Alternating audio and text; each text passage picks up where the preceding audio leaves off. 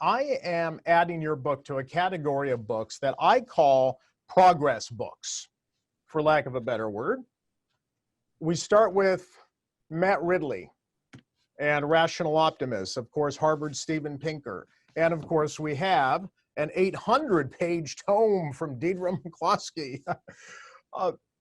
And there are many others, of course, Johann Norberg and, of course, Hans Rosling, Max Roser. And we can't forget one of the most prominent thinkers in this space, Bill and Melinda Gates. What is the general theme that recurs throughout this scholarship, these authors and these thinkers? The recurrent theme is that something profound, something dramatic happened in the world roughly 250, 300 years ago. So humanity is about 300,000 years old. But for most of that time, we were dirt poor. We lived very short lives. We were beset by disease. We were hungry. Then about 250 or 300 years ago, things started to change dramatically. Think about it as a hockey stick with a long straight shaft at the bottom. That's what standard of living was like for hundreds of thousands of years.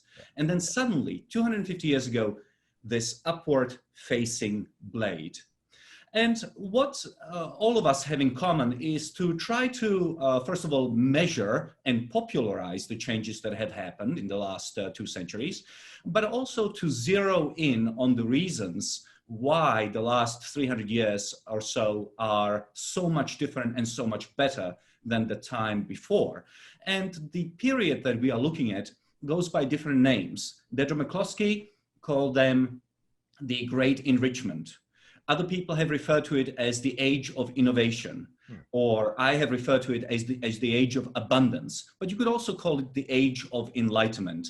Whatever way you want to put it, the last 200 years, 250 years really mark a profound break with humanity's past. And all of us are working on that.